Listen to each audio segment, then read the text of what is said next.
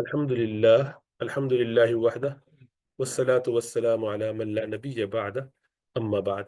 So inshallah ta'ala, with Allah's support and help, we'll start Sahih-Al-Bukhaari. Sahih-Al-Bukhaari. Imam Bukhari rahmatullah alayhi's discussion about his life, about his endeavors, about his hard work, his brief life history we've gone through a couple of weeks ago. So inshallah ta'ala, today we would talk about his uh, book itself, not the introduction to the book, because we have already done that. That was back in September. There was a session on Sahih al-Bukhari itself, where we went through what is the title of the book, how many hadiths are there, how Imam Bukhari come up with this collection, and what was the incentive. All of that we've covered before.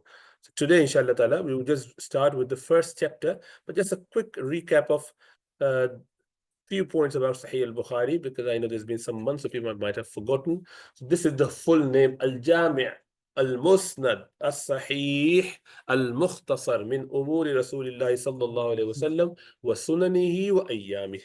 That's the whole name of the book. Al-Jami'.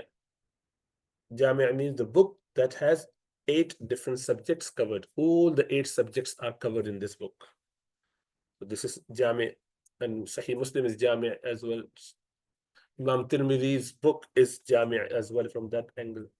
Al-Musnad, everything is connected back to Rasulullah sallallahu alaihi wasallam. All the hadith that I mentioned there as a hadith to bring about as a proof for some rulings, this is connected back to Rasulullah sallallahu alaihi wasallam. And Musnad has got another meaning, which is that it is based on, so you've got the name of Sahaba.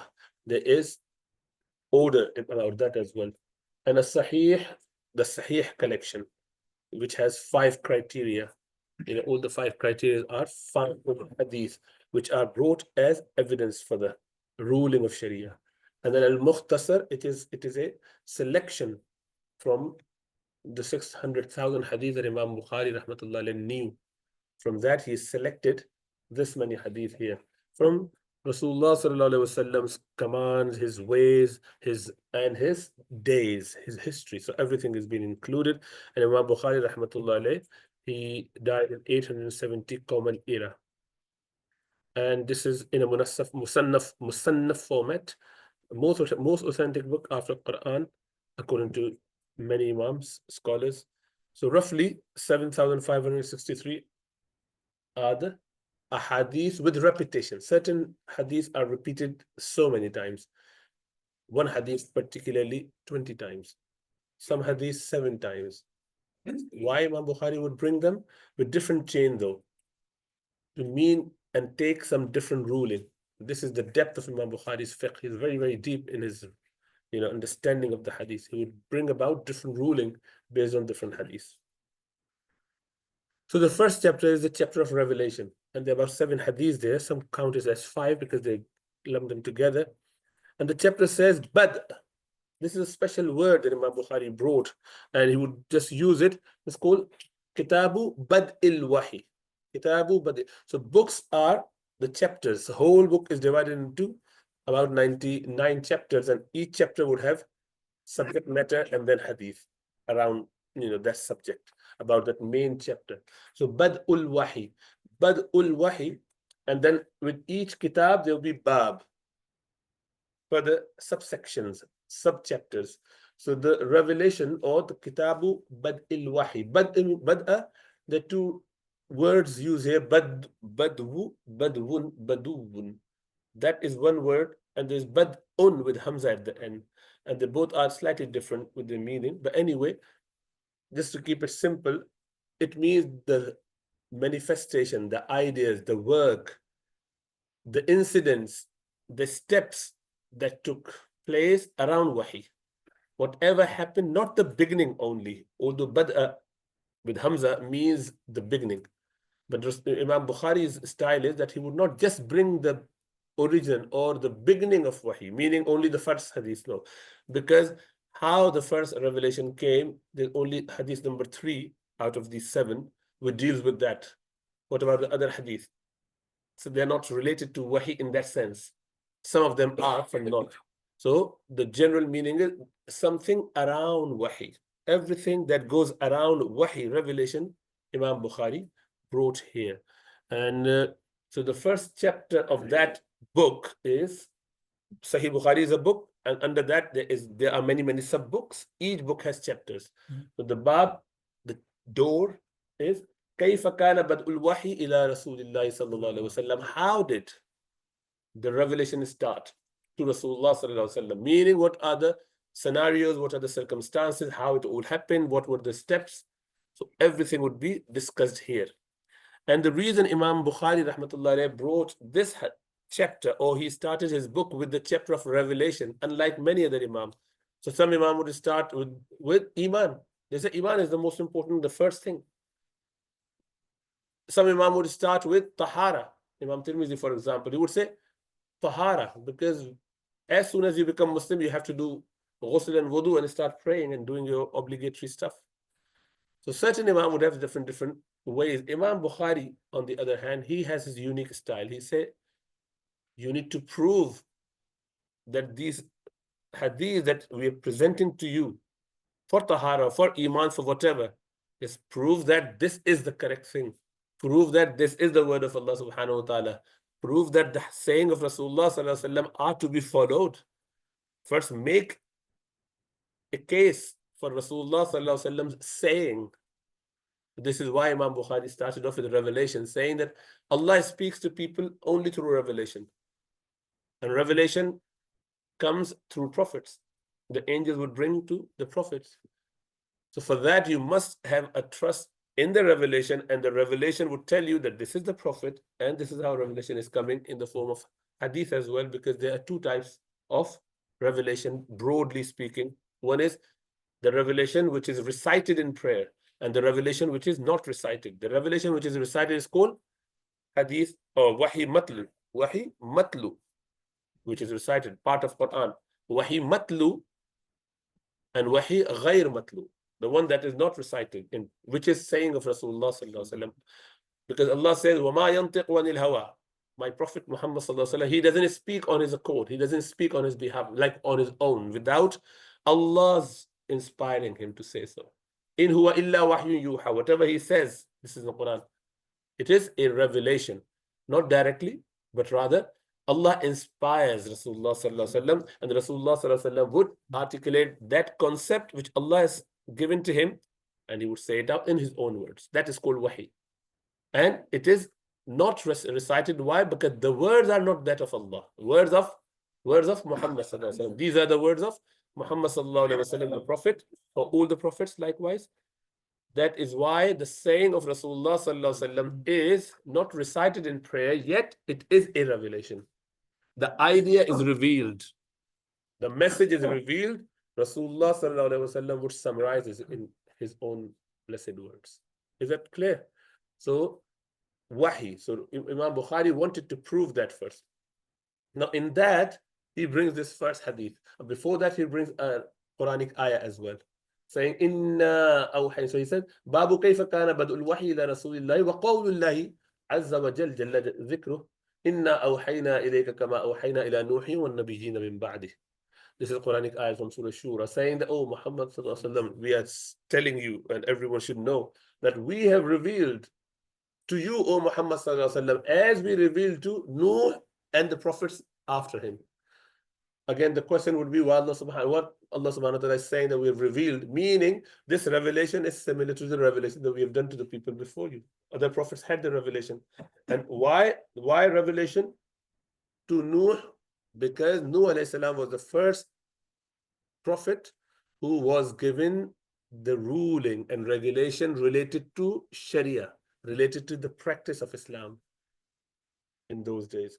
Adam alayhi salam, Idris alayhi salam, Sheeth alayhi salam, they were prophets as well before Sayyidina Nuh alayhi salam, yet their revelation was only to deal with day-to-day stuff.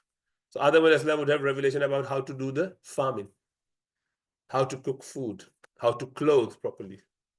That was the revelation for them. For them, it was the only thing that they need. They were sent to this world, how to live in this world in accordance with Islam, the teaching of Allah subhanahu wa ta'ala. How do you do that? That is what they were used. They were taught how to make tools. That was their day-to-day thing. They were just being inspired. Allah told you to do this. Okay. what animal is halal, that sort of thing, but no ritual as such properly done to them. They had few rituals, very easy one. It has become much more formalized the first time with Sayyidina Nuh alayhi salam. That is why Nuh alayhi salam has been mentioned here. So Imam Sahib said, حدثنا الحميدي. This is Imam Bukhari's main teacher, one of the main teachers. And he brought his first teacher by the name Humaydi. And it has hamd in it. Hamd, the glory, the praise to Allah subhanahu wa ta'ala. And he said, Abdullah ibn Zubayr قال حدثنا سفيان قال حدثنا يحيى بن سعيد قال أخبرني محمد بن إبراهيم التيمي أنه سمع القمة بن وقاص ابن وقاص الليثي يقول سمعت عمر بن الخطاب رضي الله عنه على المنبر. So I heard all those narrators from Imam Bukhari to Sayyidina Umar رضي الله تعالى عنه. He says that I heard directly from Sayyidina Umar while he was on the pulpit, minbar. سمعت, he said, Sayyidina Umar says, سمعت رسول الله. I heard Rasulullah sallallahu alaihi wasallam saying it. يقول, what did he say? إنما الأعمال بالنيات. Indeed, actions are judged by intention. وإنما لكل امرئ ما نوى. And for the person is whatever he intended. فمن كانت هجرته إلى دنيا. So whoever has the migration done for dunya, for material gain, for worldly gain, then يصيبها أو إلى امرأة, or towards a woman, in order to do nikah, ينكحها فهجرته إلى ما هاجر إليه. So that their hijrah is to the thing, their hijrah is to the hijrah that they have done to, for whatever worldly gain they have. So if your hijrah, your migration is for the sake of Allah, then your migration is a true migration where you'll be rewarded. All the previous sins are forgiven for migrator who does that in order to protect his deen, in order to preserve his deen. So Imam Bukhari in Revelation wrote this as the first hadith. Why? Because he's saying even to understand the wahi, you must have a pure and sincere intention, a pure heart. You are approaching, you're knocking at the door of Rasulullah sallallahu alaihi wasallam's hadith. You can't benefit unless you have got clarity about your intention, about your idea, about your goal. What do you want to achieve through that? So if you're approaching in order to learn and get inspired by Rasulullah sallallahu alaihi wasallam's blessed word and transform, you want to be what Rasulullah sallallahu alaihi wasallam, what Allah wants you to be, what Rasulullah sallallahu alaihi wasallam wants you to be. So if that is the intention, then you're going to get benefit from it. So that is why Imam Sahib is bringing this hadith to say, purify your intention. Make sure that you're opening a book which is the best of the book. So why this hadith? As I mentioned, the scholars would say whoever wants to compile a book, let them start with this hadith, because this is half of the deen. Some would say this hadith is actually half of the knowledge of deen. Imam Bukhari, Imam Abu Dawood and Imam Abu Hanifa, they both brought this hadith as one of the 4 or 5 hadiths that they had, which they say would encompass all deen. If you want to summarize whole deen, this is 1/4 of that. 4 hadith that Imam Abu Dawood brought, and one of them is this one. So if you know this hadith, you already know the summary of, a quarter of the summary of whole hadith collection. Remember, Imam Ahmad ibn Hanbal knew 1 million hadith. Okay, so, okay. And the word of Rasulullah sallallahu alaihi wasallam, about 12,000, between 11 and 12,000 narrations. So from that, you already know a quarter just by knowing one hadith, because that is the summary of, not that obviously other are important as well. So actions are accepted with the intention. This is Imam Shafi's view. Or actions are rewarded with the intention. If you did something good, that action would be done. For example, you came to the masjid and you did the wudu without thinking. You would not be rewarded for that wudu because you did not have intention of doing it. Your wudu is done, according to Hanafi school. But Imam Shafi said, no, you wouldn't even have your wudu done. You have to have the intention, without which your wudu is invalid. Okay? Because they say action are only rewarded if there is good intention. And Imam Shafi said action are only accepted as valid action if intention is there.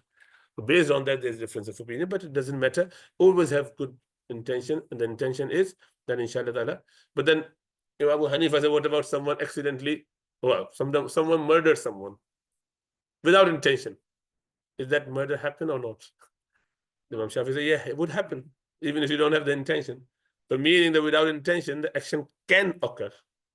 Action is possible, isn't it? That's why Imam Abu Hanifa would say, no, it means that you would not be rewarded or you'll be punished for your bad intention. For good intention, you'll be rewarded. Your wudu is done. Why? Because 4 actions to be done in wudu are mentioned in the Quran. You cannot add a 5th one to it, because Allah gave a clear instruction about 4 things. So once you have those 4, then it's done. Okay, a lot of benefit.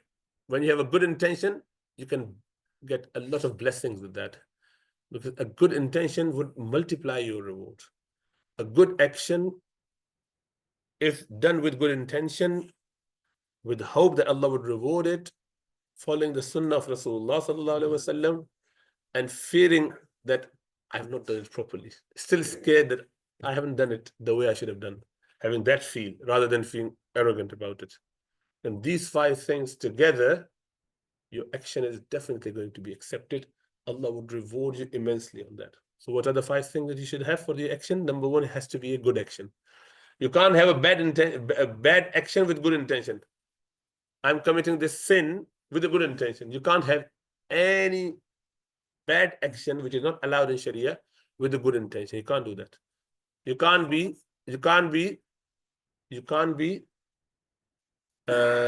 Robin Hood, stealing from rich people with a good intention to benefit the poor. I give this money to poor people. You can't do that. Haram action, you cannot benefit even with the good intention.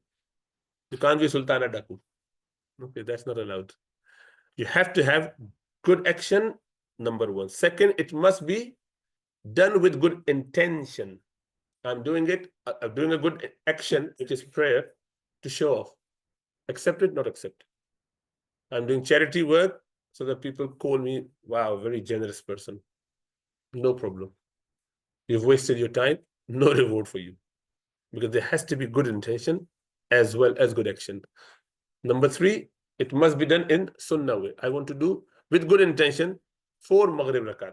Maghrib prayer, I'm going to do 4 because I feel like doing extra sajda, extra ruku, 2 sajdas.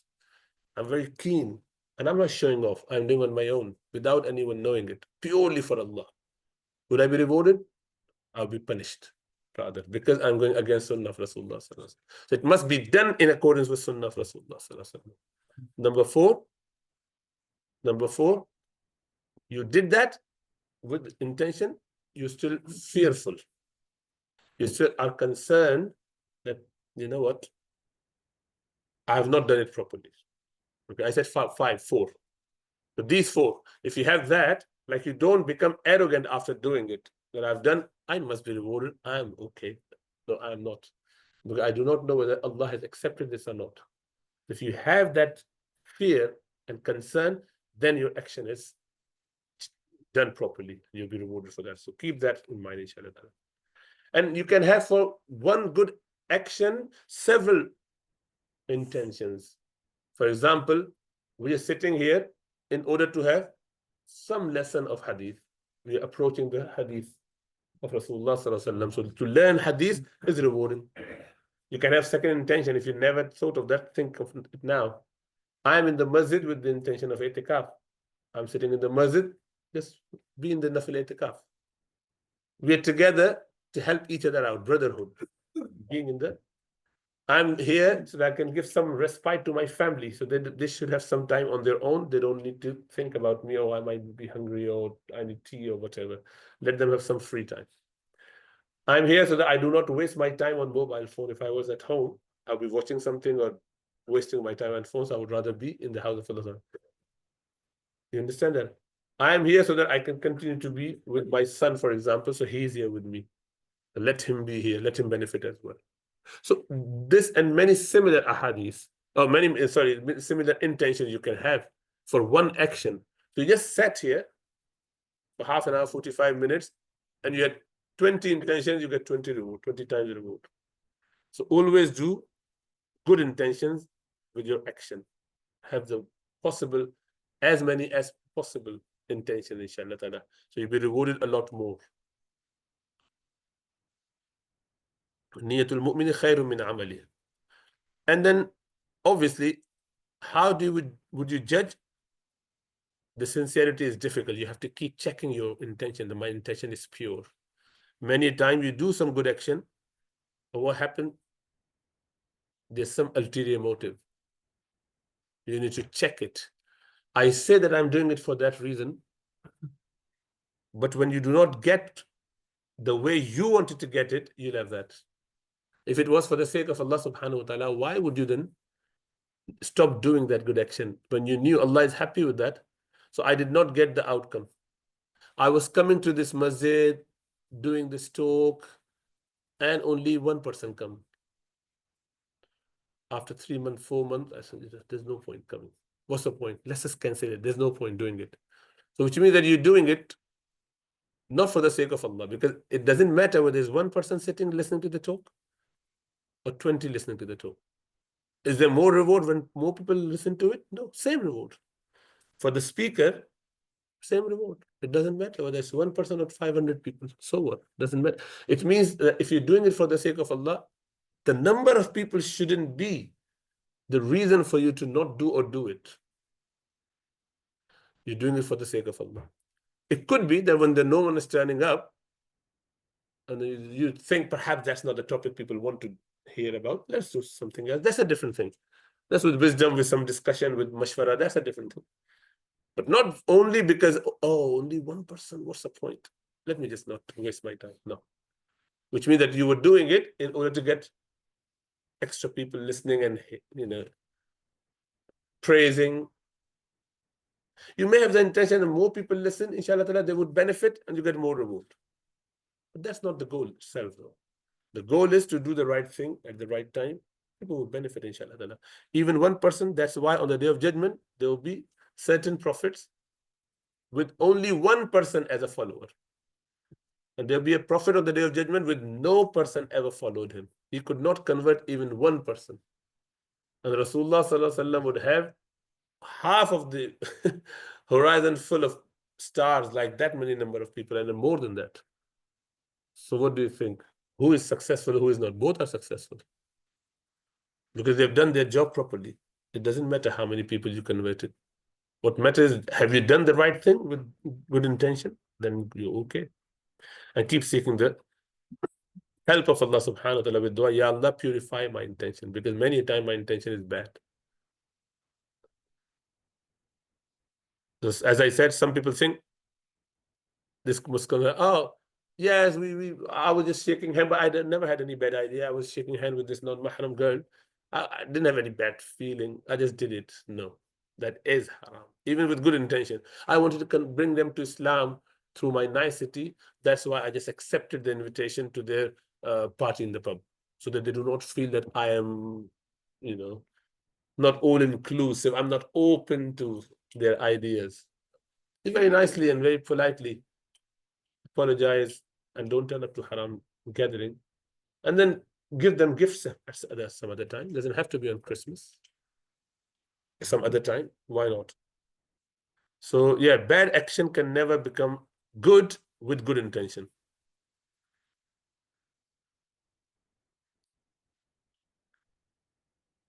So if the intention was bad and you realize it, change it. Repent immediately. Undo it. Change your intention. Or abandon that action. Don't do it because I'm not doing it for Allah.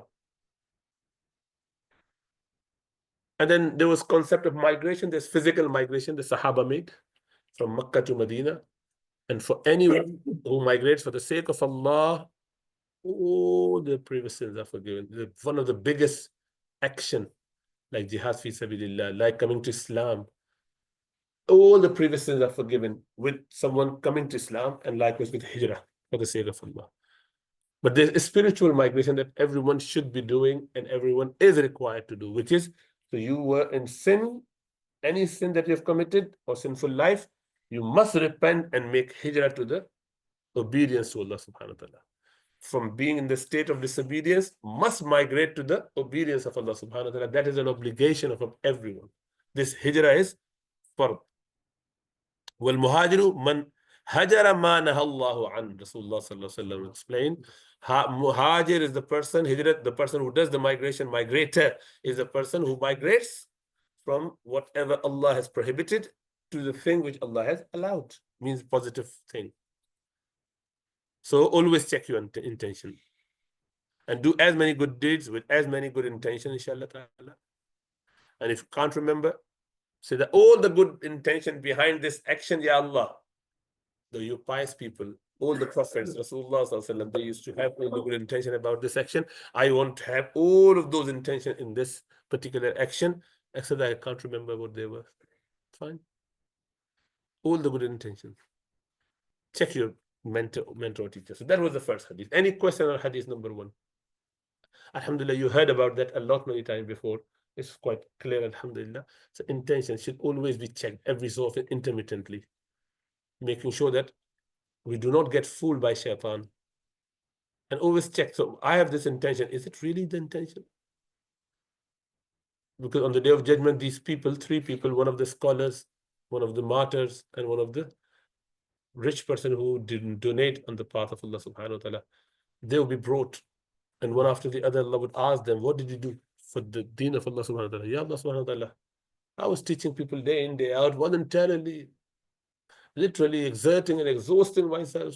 Allah said, you did it so that people call you Sheikh, Allama, Al-Allama, Al-Voltaire, all the different names, Maulana. So you wanted that title, and people call you. You got whatever you wanted. Straight to hellfire. He would be dragged into hellfire. And obviously he would come out after he's been purified, because the iman is still there. But he can't go to Jannah without purification, because he did this riya, showing off for worldly gain, not for the sake of Allah. The intention wasn't pure. Second person, a martyr, he laid his life. Ya Allah, I laid my life. No, you did it so that people call you what a brave person he was. And, Allah, and this has been said. You got it. That was your intention. Out you go. Nothing for you. Go to hellfire. You'll be dragged into hellfire. And third person, who donated. So people call you generous. You are Hatim Tai of the time. There you go. You got whatever you wanted. Off to hellfire. So very important that we check our intentions every so often. And if someone advise you and help you with that, thank them rather than feeling, who the hell are you to tell me that I have bad intentions? No, when someone says, just check it. Are you really doing it for Allah? Think about that.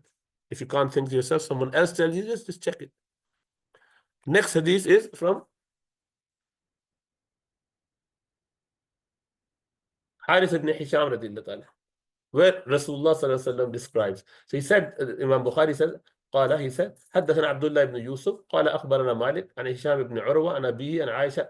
Urwa bin Zubair was the father, Hisham's father. And Aisha al-Mu'mineen radiyallahu anha, she said, أن الحارث بن هشام radiyallahu anhu, Harith ibn Hisham, he asked سأل رسول الله صلى الله عليه وسلم, he said, Ya Rasulullah, كيف يأتيك الوحي? How did wahi come to you? How does it come? How do you get the wahi? Me describe us. So فقال رسول الله صلى الله عليه وسلم أحيانا يأتيني, sometime it would come to me مثل صلصلة الجرس, through a constant ringing of the bell, a bell ringing. And some Sahaba would describe that as the sound of bees. You know, bee, when they just make a buzzing sound, humming sound. That's what, yes, buzz. وَهُوَ أَشَدُّهُ عَلَيَّ, Rasulullah sallallahu alaihi wasallam said, and this is the most difficult, the heaviest on me. Why? It is ringing in the ear constantly. And this ringing has 2 issues. One is that you do not know where it's coming from. Bell, when it rings, you cannot identify the direction, because it has got this circular metal thing around it. And when you ring it, it just goes. So the sound waves go all around. It comes in this circular form. So when you hear it, unless you know the source, you can see it, you feel it may be coming from whichever direction. And when you have a sound that comes from all different directions, it is difficult to concentrate on that. And it's a constant thing, which is just keep irritating in a way, and it's heaviest. This is the heaviest form of Rasulullah sallallahu alaihi wasallam. And then he said, فَيُفْصَمُ عَنِّي وَقَدْ وَعَيْتُ عَنْهُ مَا قَالَ. And then whatever happened, that states, this state, then when it leaves me, that state, when the revelation leaves me, whatever was said is being kept in my vessel, in my mind. I memorize it. I do not need to remind myself what it was. It's just in my mind. I know it. Whatever the revelation was, in that sound, it's in my mind. I kept it. It's like a vessel of my brain. وأحيانا يتمثل لي الملك ملك رجلا فيكلمني فأعي ما قال. And sometimes it would be like a man. It would be like an angel coming in the form of man. And which Sahabi? In which form? Which Sahabi's? Guys, Dihya al-Kalbi. Dihya al-Kalbi. Okay, so Dihya al-Kalbi was a Sahabi. Dihya al-Kalbi, from the Kalbani Kalb tribe. He was very beautiful, and his form, Sayyidina Jibril Amin would take, and he would come in that form. People wouldn't know. He's coming, he's asking, he's revealing, and he's just leaving. People wouldn't know. Because they would say, they're sitting there talking to Rasulullah, and sometimes they wouldn't know. So he would talk to you through Rasulullah sallallahu alaihi wasallam, and Rasulullah sallallahu alaihi wasallam would memorize everything he said. And Sayyidah Aisha then said, وَلَقَدْ رَأَيْتُ يَنْزِلُ عَلَيْهِ يَقُولُ الْوَحْيُ فِي الْيَوْمِ الشَّدِيدِ الْبَرْدِ. Then he's explaining. And then in the coldest of the weather, Rasulullah sallallahu alaihi wasallam would sweat. It would be, and it is, like as if he's just getting a lot of stress. And we could see the dripping of the sweat from his forehead, Rasulullah sallallahu alaihi wasallam. Okay, so the many different ways Rasulullah sallallahu alaihi wasallam would get revelation. One is that he would get true dreams. The first 6 months before the first revelation, he had 6 months where he had true dreams. Everything, not like one or two here and there. No, whatever he saw at night time, in the morning, it would just be like a daylight thing that he's seen it. Just had it last night and just having it's so clear to him. So that's his true dreams. And then sometime there's just ilqa. Allah subhanahu wa ta'ala would inspire him with something. Something just came to him. That's an inspiration. Sometimes the angel come in human form, as we just mentioned, Dihya al-Kalbi. Sometimes he would hear angels' sound, voice, without being seen. So he can't see, but he can hear only. Ringing bell, we already mentioned. Angel would come in his original form. It happened twice. Rasulullah sallallahu alaihi wasallam saw twice Angel Jibreel in his actual form. It was very, very amazing sight, obviously, as Rasulullah sallallahu alaihi wasallam described. He had 600 wings. Can you imagine? Then when I saw him, he filled the whole horizon, just everywhere. And one such wing he would just open on the night of the night of power, Laylatul Qadr. That is what Allah says. He is muta'in thumma amin. He's inda dhil arshi mukin dhi quwwah. He is full of power, very mighty. Allah call him mighty. Allah calls something mighty, meaning something, isn't it? So I said this is just duplicated. So angel in his original form, that's the same one. And then sometimes Allah would speak to Rasulullah sallallahu alaihi wasallam directly. Direct speech from him. That happened when Allah was up there in the heavens. So then this wahi, there's another revelation. The hadith which talks about the revelation is this one. So what would happen? قال حدثنا يحيى بن بكير قال حدثنا الليث عن عقيل actually عن ابن شهاب عن عروة بن الزبير عن عائشة أم المؤمنين أنها قالت أول ما بدأ به رسول الله صلى الله عليه وسلم, the first which was revealed to Rasulullah صلى الله عليه وسلم, the first revelation was من الوحي الرؤيا الصالحة, the true dreams, في النوم, at night time. فكان لا يرى رؤيا إلا جاءت مثل فلق الصبح. Whatever he saw at night time will become like a daylight incident.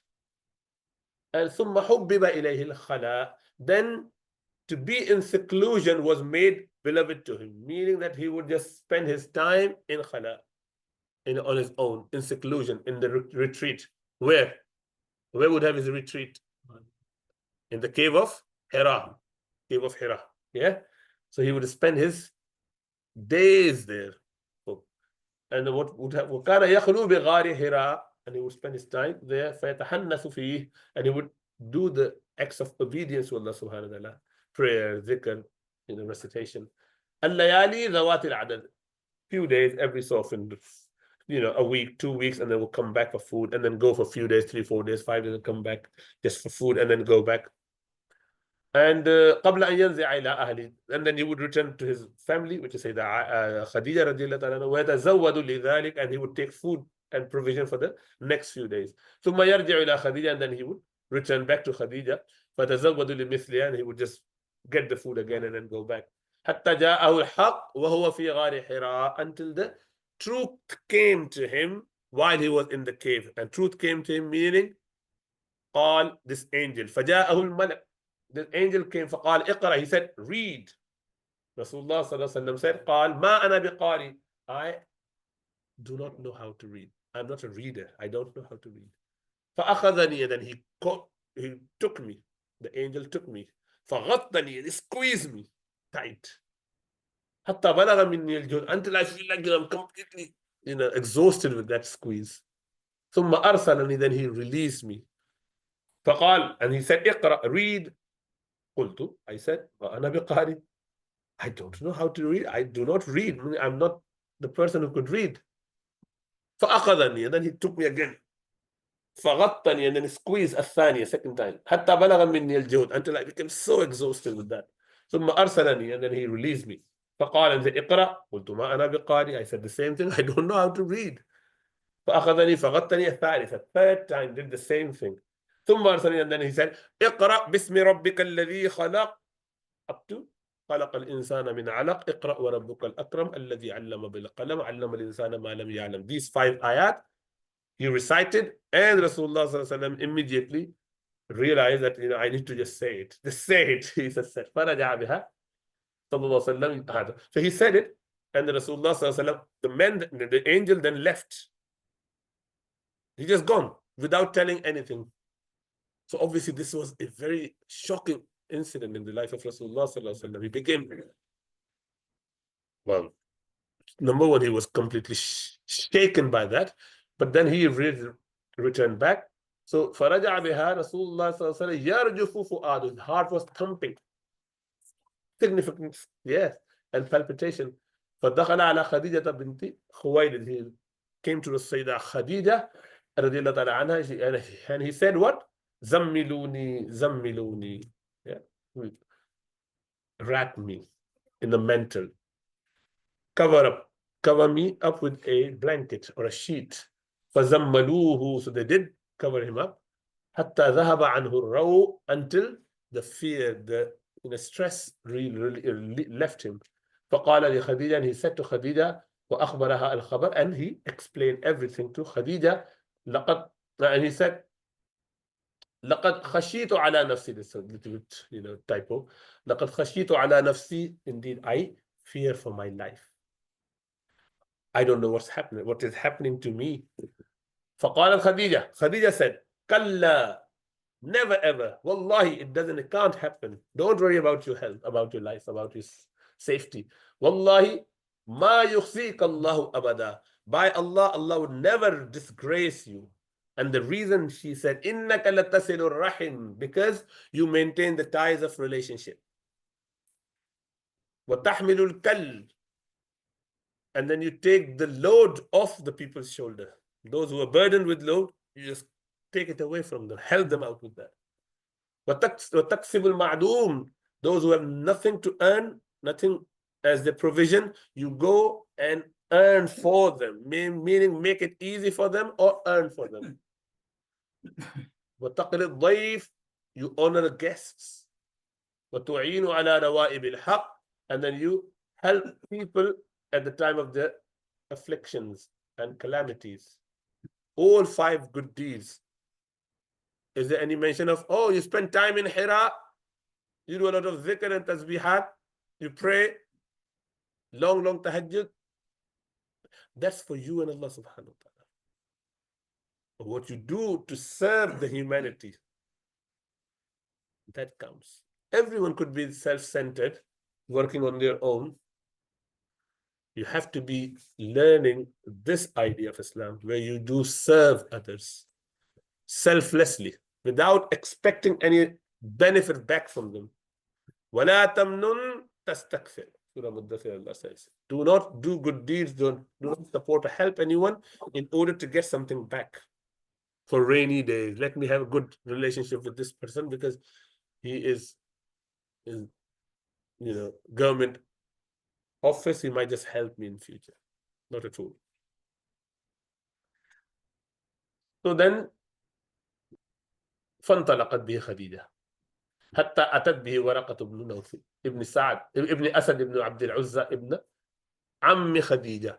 He was first cousin of Sayyidah Khadija, Waraqa bin Nawfil. So she went, while Rasulullah sallallahu alaihi wasallam is resting, she went to meet Waraqa. And she explained everything to Waraqa, the cousin. And Waraqa says, وَكَانَ, he was a man, imra'an, تَنَصَّرَ فِي الْجَاهِلِيَّةِ, he became Christian. And وَكَانَ يَكْتُبُ الْكِتَابِ الْعِبْرَانِي, he used to write in Hebrew. He knew it. فَيَكْتُبُ مِنَ الْإِنْجِيلِ بِالْعِبْرَانِيَّةِ, so he converted, he translated the Injil bil-Ibraniyya in Hebrew. So this was his way.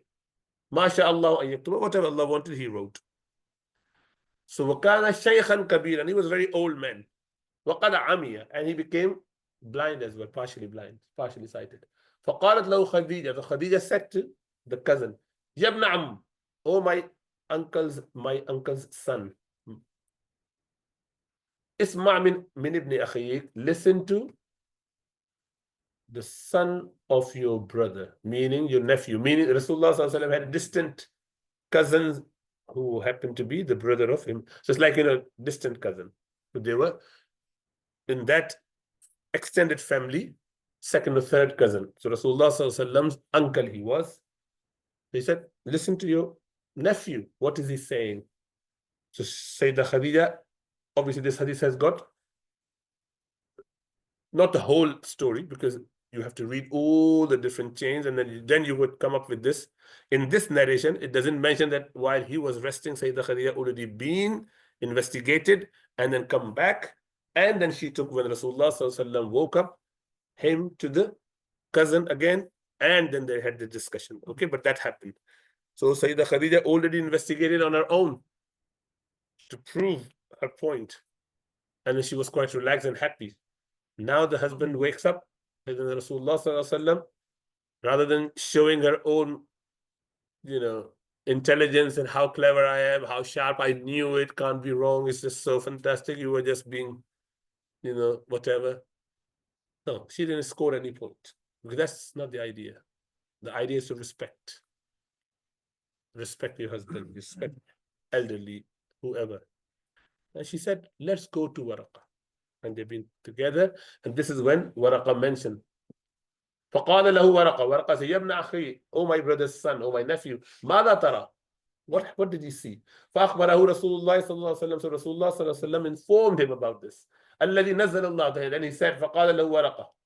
So Rasulullah صلى الله عليه وسلم خبر ما رأى, whatever he saw. فَقَالَ لَهُ وَرَقَ, Waraqa, هَذَا النَّامُوس, this is the same namus, this is the same angel, الَّذِي نَزَّلَ اللَّهُ عَلَى مُوسَى, which Allah subhanahu wa ta'ala sent to Musa alayhi salam. يَا لَيْتَنِي فِيهَا جَذَعًا, I wish I was young, then I could have supported and helped you. لَيْتَنِي أَكُونُ حَيًّا إِذْ يُخْرِجُكَ قَوْمٌ, I wish I was alive in future when your people would kick you out, when your people would chase you out of the city. Rasulullah sallallahu alaihi wasallam said, "Awa mukhrijiyahum? Are they going to get me out of this city? Well, at the moment they all love me and they say that you are good and they just appreciate me. They call me a Sadiq al-Amin. Why would they chase me out of the city. They want to, cause me to exile. قال نعم لم. That they said, why? They said, none of the Rasul, none of the Prophets, he said, لم يأتي رجل قط. No man has ever come. بمثل ما جئت به. With the like of what you brought. به إلا عوديا. Except that they became his enemy. He gets enemy.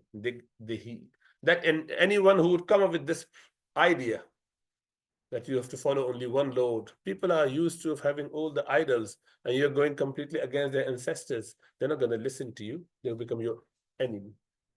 وَإِن يُدْرِكُنِي يَوْمُكَ أَنْصُرُكَ نَصْرًا مُؤَزَّرًا. If I was alive on that day, I will help you. I will help you. Help.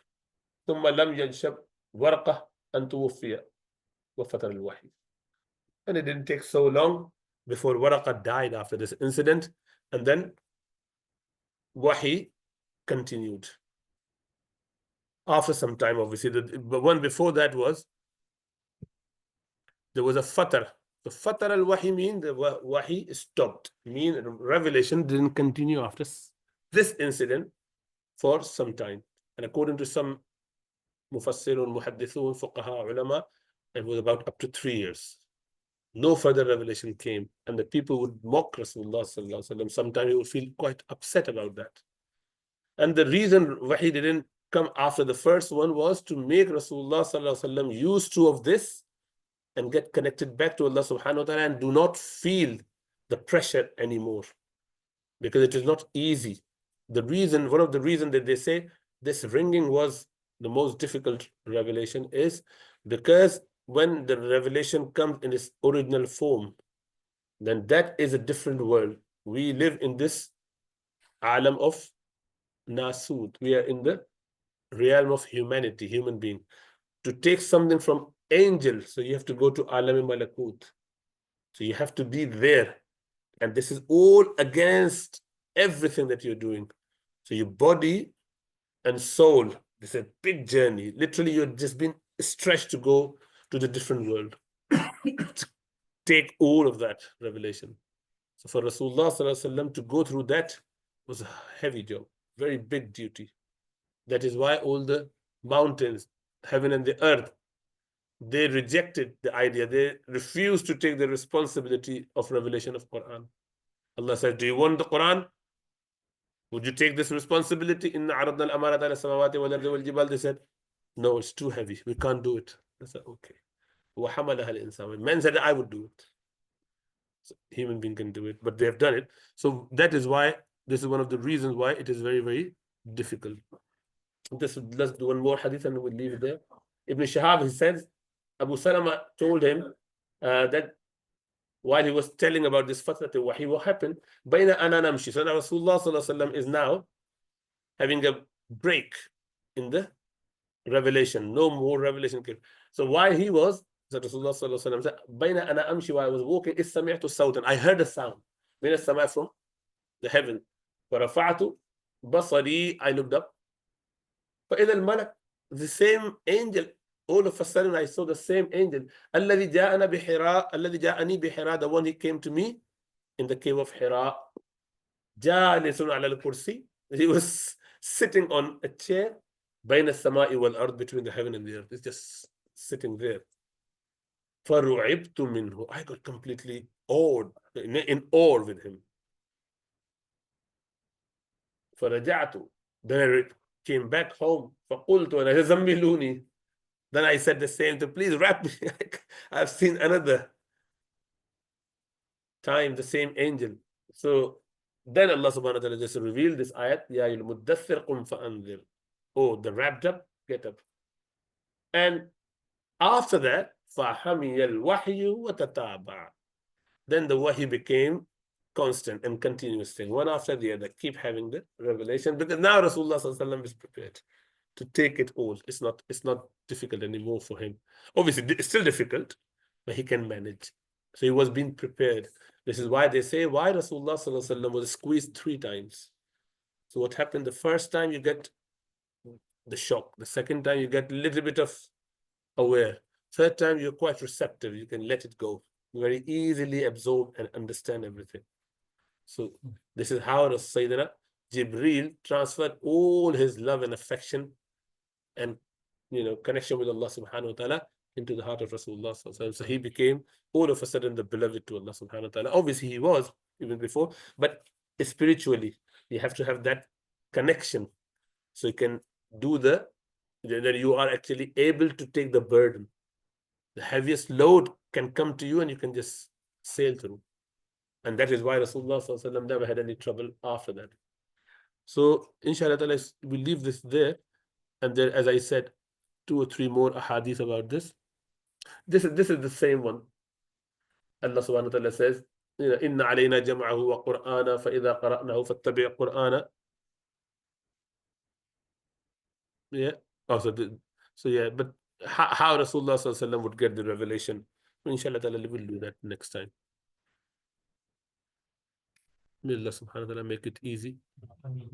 So the idea is that inshallah ta'ala, from Sahih-Al-Bukhaari, we would go through the chapters which are more relevant to us. Relevant in a sense that they deal with some inspirations so that we can connect ourselves to Allah subhanahu wa ta'ala, so that we can improve our life, as opposed to some historical event, as opposed to some fiqh issues, because then there'll be a lot of debate and discussion that we would cover in fiqh lesson anyway. So we leave that for fiqh lesson, but we would talk about ilm, the benefits of ilm, how to behave to human being, how should we be living our normal life, inshallah ta'ala. But you know that break that we had, where does Surah Duha come in?